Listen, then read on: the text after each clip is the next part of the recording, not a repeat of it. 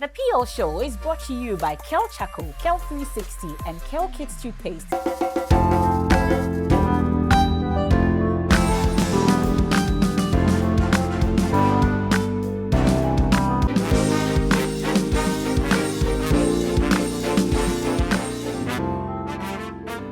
had a very, very terrible experience. So I had a bride who wanted a hanging cake. So I told the bride, I said, have a conversation with the decorator. Tell her that this is the type of cake you want.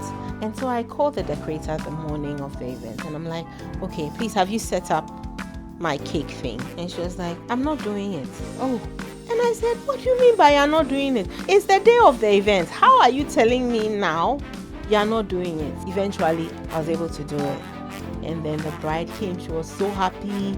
Everybody was like, oh my God. And she was thanking the decorator. Welcome back. It's still the Kel PL show here on this channel. I'm Keminni Amanor. My guest is founder of Sweetintins Cake Studio here in Accra, Deborah Dzifa Kwashie. Deborah and Dzifa. I like the Dzifa more. I think I've been I'm pushing myself in the inner circle. Sure. So Dzifa, yeah. You've done great things. I've seen some of your designs, and indeed from the video we saw, you had to sketch your design first. But I've also seen you use power tools. Yes. I mean, what's going on there? Like I said, from the experience that I had with that events person, right, I just realized that I have to depend on myself. And like I said, I learned from my experiences. I make the best of whatever hand life deals me. So I decided then that I would make my own cake tables, my own cake structures. I was no longer going to allow anyone to do it for me, because there've been times when I get to the venue, the decorator hasn't finished, and then you are there, and then you have to wait. And then if the decorator delays, then you are the one who's going to look unprofessional. I was like, no. At least if I have my everything, and I have to even put the cake in the corridor fully assembled. Many customer in assemble. And at that time, not still a Uko school. Yeah. And did you think that at this point, as a menyani, was a meyo, or you still felt that you were headed somewhere? Oh yeah, I still felt I was headed somewhere. So how long did you do the two and Sanda Sweetintins be actual business for you? I mean, all the time I was in England, I was balancing the two. Okay. When I relocated to Ghana, I had to make a decision, because I realized that in Ghana, I couldn't really do the two. Firstly, because in Ghana, I had like my family business to help out with. And then I also got headhunted while I was in England to come and work here. So it couldn't be a situation where I could juggle everything. So I had to take a decision as to what would help me. And I decided then to help my parents with their hospital. Okay. And do Sweetintins on the side. In Dubai, where were you baking from? From your parents' home? From your husband's home? From my parents' home. Okay. Because when I came to Ghana, we're still dating. Okay. We're doing our marriage counseling and all that. So I was still sort of... That's why I was helping my parents, because they were setting up their hospital at the time. So I was helping with the admin and all that. So, yeah. And I understand that you started from their garage. I started from their kitchen. From their kitchen. In Burma camp. And then my dad retired. And so they moved from Burma camp. And then I started my dad was like, okay, we are moving. So you have to make a decision. You have to get a shop, or like, what are you going to do? And I said, I'm getting a shop. My husband was like, it's better you get a shop, then in the morning you dress up and go to work. It will give you a sense of purpose rather than baking from home where you wake up, you're in your pajamas, you can be working on a cake. And he was like, he thinks it will really help if I built a shop. And so I was like, I don't really want a shop where people can come and buy ready-made cakes, because at the time I knew that I love the diversity. I love being able to create different things and the whole sense of a bespoke service, which I realized then that it wasn't something that I was seeing in Ghana. So I wanted to be able to create one-of-a-kind pieces. So I wanted a studio. I didn't want a bakery where you could just walk in. I wanted to be able to manage my time and manage the sort of work I do. Okay. And more control. Because if it's open like that, then... And that's one of the things that I realized in Ghana. Lots of people force me on or push their kids like, why is that small cake? You have to come and do consultation. You have to come and talk to you. You have to write a whole essay. What? But like, it's like every time people are just like, small cake and person me order, what throw a essay? I was saying me kind terms and conditions at the end. Like lots of people were not used to that sort of structure. Yeah. But I was like, oh, this is how you do it. I need like to structure the work so that it makes sense for me. To be able to be creative in the way that I can excel. And I think a lot of people, even still, I have a lot of people like, send me a picture, I want this cake.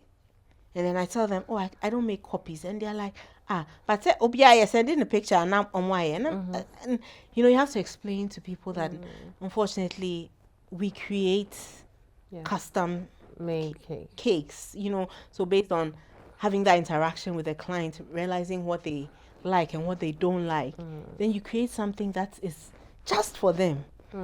A bean cedar.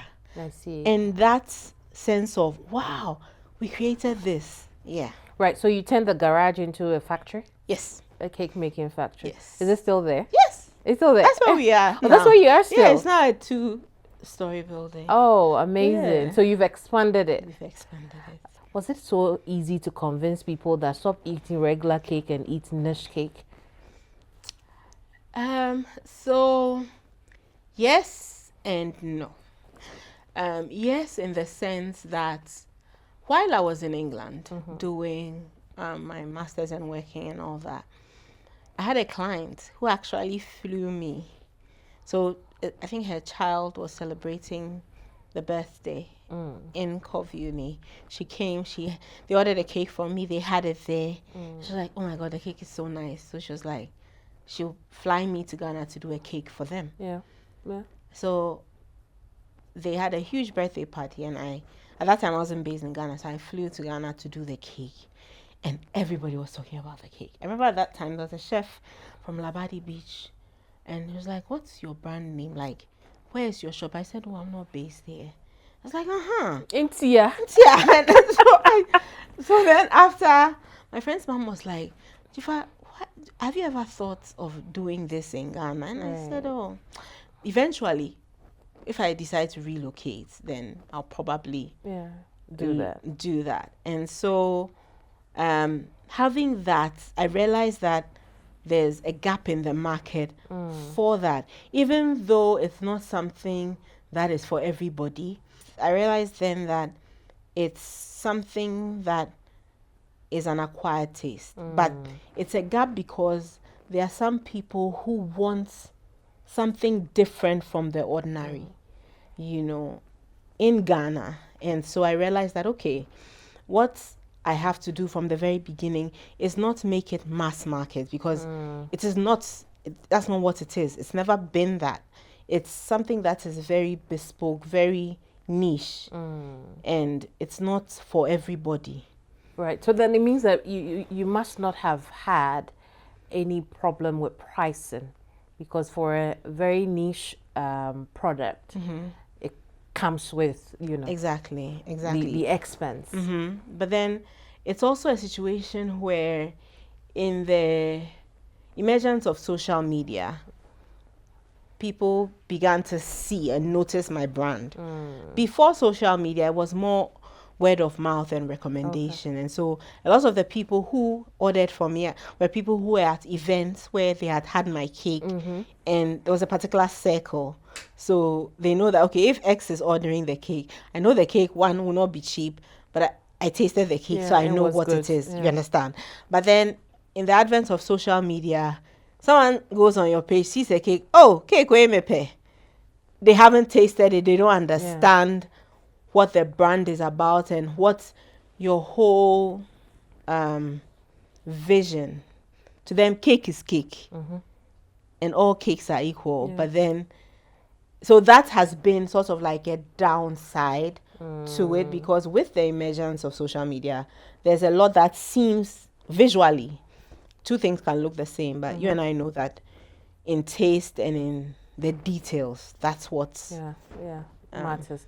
But what would you say is the single thing that somebody may have told you that kept your fire burning for business? Amazingly enough, it's actually Honorable Adjei-Tawiah. At the time, my mom was her family doctor. She used to take care of her kids. And one day, one of her children was sick and she brought them to the hospital. And my mom had a cake there. Someone was coming to pick up the cake, but I had to go out. So the cake was by my mom. And then she was like, hey, doctor, I the cake neji. Oh, Dzifa ni fio cake. Oh, let's get Dzifa fio cakes. Oh, Dzifa fio cakes wa. Okay, oh, really? Oh, birthday, the man ni Dzifa fake cake. Ehami. So, Auntie Anoye ordered a cake. And then when she came, she saw it. She started tearing up. And she was like, Dzifa, this cake is so beautiful. She was like, this is a gift. She was like, don't give up. She paid me 2 times the amount. And she was like, I know that it's not about the money, but I want you to see that what you are doing is worth it. Like, it's a great thing.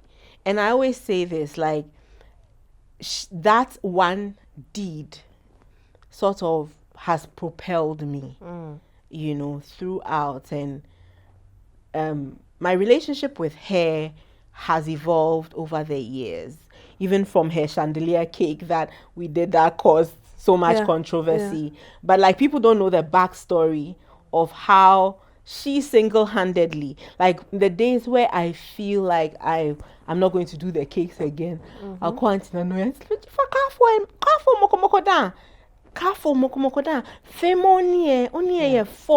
keep focused. And every single time I remember that gesture, when it was like, because it wasn't at that time, I didn't even know about pricing. I just wanted to be able to cover the cost of material. But that one thing that Anoye Bampoado did, just like, even still, I asked her, I said, Auntie Anoye, do you remember? And she's like, oh yeah, I remember. My goodness, amazing. So has mommy been collecting her commissions for teaching you how to bake, or exposing you to the love of bakery? No, but in the beginning when I started, my mom detested it. She was so upset. You don't say? Yeah. Why? Because she said that I've been to school. Both my parents are doctors. Yeah.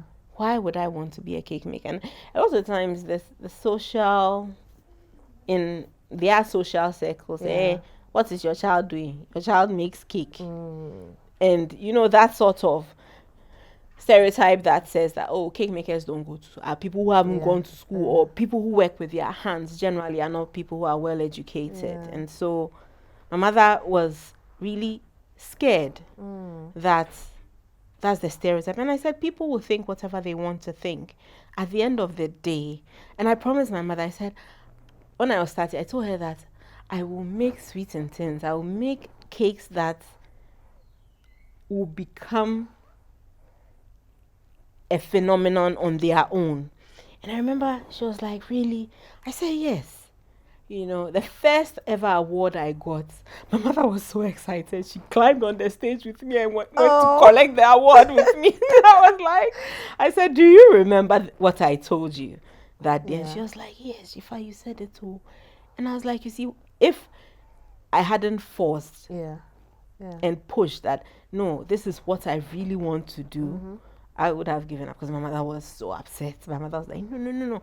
Okay, boy, it is school. Oh, fail masters, bear or fake cake, bear mini. You know, school fees, baba, oh, nanny, what pay, or the university, or fail maba, cake. And she was like, she was telling her friends that they should talk to me. A lot of people like, why? And she was sad. And I said, oh, I felt bad because my mother has sacrificed so much, like all mothers, to take care of my brother and I, and so have my dad. But I felt like I was disappointing them. But I also felt like I would also be doing myself a disservice if I didn't follow. Yeah, that passion, that drive. And now she tells people, oh, hello. He said, oh, my name is Dr. Kwashie. I'm Sweetintins' mother. Hey. Like now that's her way of intro. Yes, oh, do you know my daughter? My daughter is Sweetintins. Quick pitch. As opposed to in the beginning, oh, Olaka she Dzifa for your cakes. Oh, Dzifa for your cakes. Now, hey, una Sweetintins. Oh, they Dzifa page. Hey, una cake me that kind of thing. And I was just telling her that you see how God works. Yeah. That sort of focus, regardless of what, people say and what challenges, you go through, just having that focus and knowing that this is what I meant to do. Fascinating. Such a phenomenal story. Dzifa, let's go and look at your life now as CEO, as founder of Sweetintins.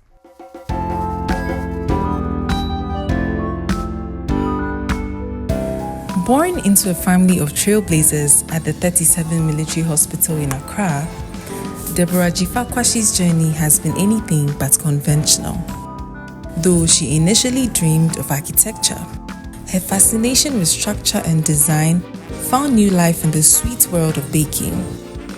Dzifa earned her master's degree in business decision management from Coventry University, where a simple e-commerce class project evolved into a business concept that would become her calling, Sweetintins.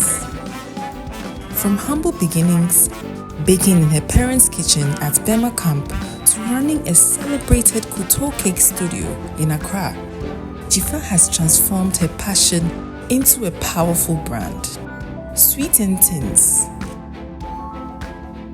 known for its breathtaking, custom-designed cakes that blend artistic vision with culinary excellence.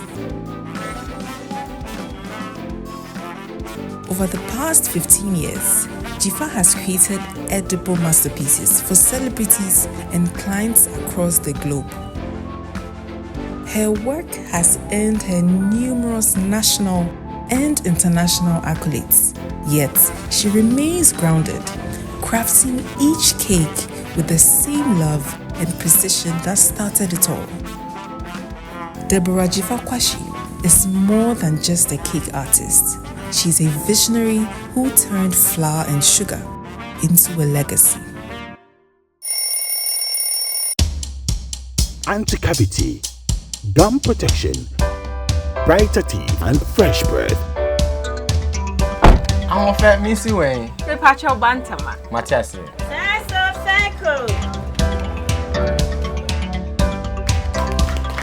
It's her smile. The fresh breath. Me Gidi say we use Kel 360 toothpaste.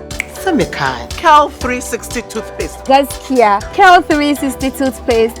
It's a gum protector. Onim jom kasa. Kel 360 did the way. It's cool mint, gives me fresh breath, and your confidence booster. And you will see so feeling when you know Kel 360 toothpaste. Happy smile. Kel 360 toothpaste, anti-cavity, gum protection, brighter teeth, and fresh breath. Kel, happy smile. This advert is FDA approved. The 360 segment is brought to you by Kel 360 toothpaste, which is truly a game changer for the entire family. It's FDA approved and safe for both adults and children as young as 6 years old. This toothpaste will deliver comprehensive oral care for everybody in the family. It doesn't just brighten your smile, it will brighten your teeth and protect your gum. It will fight cavities and keep your breath fresh all day long. If you're just joining us, we're talking to the very phenomenal Deborah Dzifa Kwashie, founder of Sweetintins Cake Studio here in Accra. What's the most challenging cake you've had to make? There have been too many. What is that? There have been too many. And I think it's really subjective because cakes are challenging for different reasons. It can be challenging because of time constraints, technical things, logistics. Like I remember there was once a cake that we had to import sugar flowers from America. And the flights kept getting cancelled. So the wedding was on Saturday afternoon. The flowers arrived Saturday morning from America, and we're just like scrambling because the flowers that the bride wanted, the icing sugar we have in Ghana and the wires are not white enough. Yeah. So we couldn't get the look of the cake the way the client wanted it. So I said, okay, if that's what you want, then we'll have to import sugar flowers. And it was almost 25 kilos of sugar flowers that we had to fly in. And like the bride was just like, oh, she called me the night, Dzifa, baby, are you okay? Miss you, why? Baby, are you okay? Because for me, I don't want my clients to stress. Yeah. So whatever the challenge is, I will face it with my full chest. And then after, I'll tell the client that this is what happened. This is how we got it done. And then they're like, wow, and I want car. Because I'm like, once everything goes according to plan. Let's connect with the DIY segment now.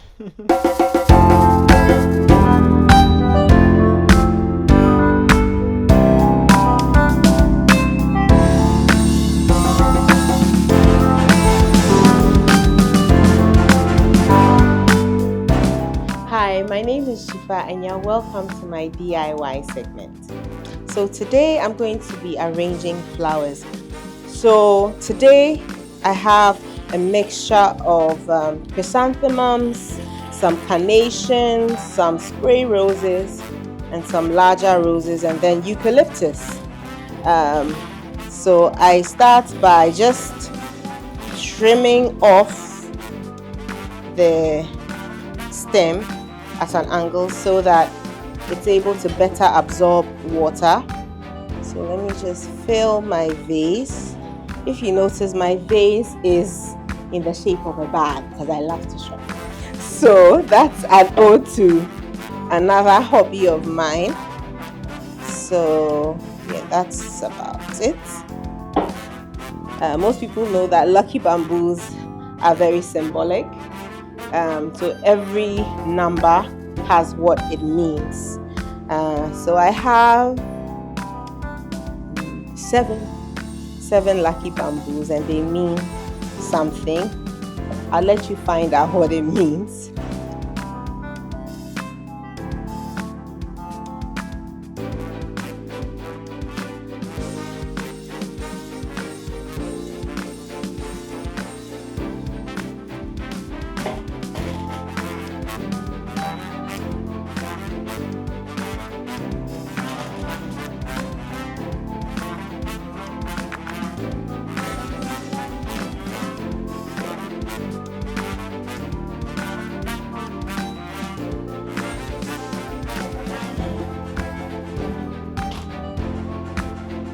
Alright, so with that I am done.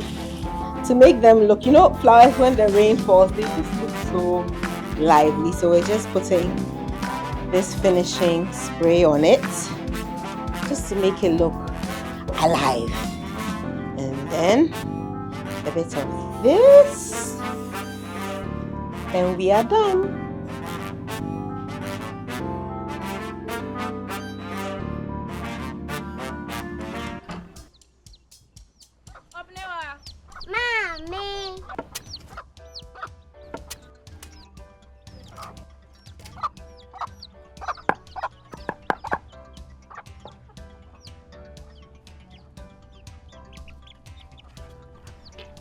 Michelle say. Fe. Yum. Different era, better result. Time has changed and time has brought Kel Charcoal Toothpaste. Healthy gums, anti-cavity, fresher breath, and it whitens teeth.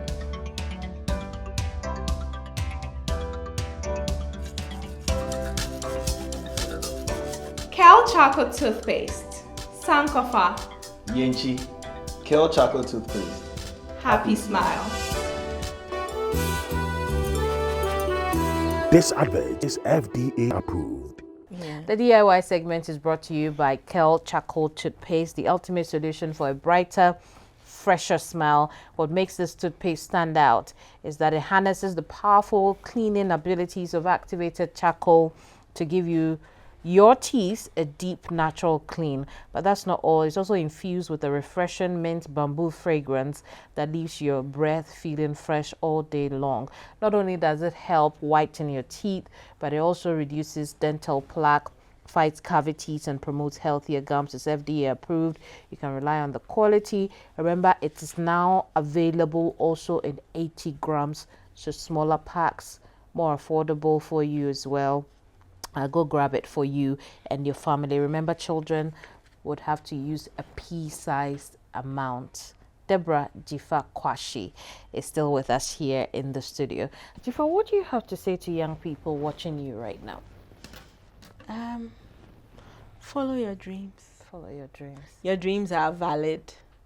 I think quite often in our quest to achieve our life's purpose and have that fulfillment, people don't talk about how lonely it becomes, because there are times in that journey where you're not going to have anybody there to urge you on and to say you're doing good, keep going. There are times when you'll be alone. It will seem like nobody cares. Everybody's busy living their lives, but it is in those times that you have to push even more and have more self-belief, because the thing is, it is the end result. Like I always say, my mother is like, she always says how if I hadn't sort of held fast to my belief that this is what I wanted to, I really wanted to make cakes, I would have just given up. You would have given up, indeed. So just keep pushing and keep believing that your dreams are valid. Thank you so much for coming, and thank you so much for those kind words. Before you go, we have gifts from our sponsors for you. We know you have young ones, so we have the Kel kits there. We have Kel 360, we have Kel charcoal as well, and then we have the mosquito repellent if you have to work late nights in your studio. Keep the bugs away, because we want you healthy, so that you can make more fantastic cakes for us. Thank you. When you have to drink your favorite tea, which is your favorite? I love green tea. Green tea. Yes. That makes two of us. So when you have to drink your favorite tea, please use the PL mug. I will. All the magic of the strength and the antioxidant you're looking for will come through the mug. It cancels out the calories from the cake. I tell you. We also have this wonderful one for you. Have you been receiving awards? How many of them have you received? Plenty. I have about 7. Amazing. Amazing. Which one is your favorite? My favorite is my Cake International Awards, because it's like Cake International is the biggest cake competition in the world, and it's judged by the best cake artists You don't say. in the world, and so it's like the Cake Olympics. And I've gotten 2 bronze. Wow. Yeah. Wow. So I'm looking forward to. My mission is to get a gold, to be the first Ghanaian To get to get a gold. I mean, I am the first Ghanaian to compete be on- and to wow. get medals. So I'm still working on it. And I can't wait to see you on one of those cake reality shows coming to Netflix yes, fingers pretty crossed. soon. But we also have our very own for you, because for every woman who tells their stories here, they are queens, and every queen needs her stool. Oh. So we give you this as a token of respect for what you do, appreciation for what you have done, and where you get to from here. We hope to sit down again and tell your story, and it will even be bigger and better than today. And so when the going gets tough and you set your eyes on your stool, remember that you're a queen impacting lives with a very thing that is stressing you at that point, you know, and then you remember that you really do have to go through it to get to the next point. We appreciate you so much, Dzifa. Thank you so much. Yes. Thank you so much. Thank you for coming. Thank you for having me. You know, from the get-go, I was telling you how fascinating your story is. It gave me good laughs. Oh. But then also, there's so much to learn from that story. Like your sheer resilience, your determination, and following that thing in your heart that said, cake is the way to go. Yeah. So thank you for sharing that story with us. Thank you too. And thank you too for watching. We'll be back next week with another phenomenal story of a woman doing great things in this country and beyond. My name is Keminni Amanor, and this is the Kel Toothpaste PL show, brought to you by the Kel Toothpaste brands, Kel 360, Kel Charcoal, and Kel Kiss. My makeup is by Kwashie, experts in beauty. In fact, Dzifa's makeup as well is also by Kwashie, both of us looking good. I told you, Dzifa and I, we seem to have a lot in common, but this is where we say bye-bye to you. Thank you so much for watching. We'll be back next week. Bye-bye. Oh, well, I will be back next week. Dzifa won't be back. She'll be at her cake I'll studio. be here in spirit. If you're looking for Dzifa, go to Sweetintins Cake Studio. Where is it? Where's the studio? North Legon, but we work by appointment only. By appointment only. So don't just walk in there. So book an appointment. The details of how to book an appointment is at the bottom of your screen. If you're looking for bespoke cake for your event, that special event, she's the person to go to. Sweetintins Cake Studio. But it's bye from us here on the PL show. Bye-bye. Bye.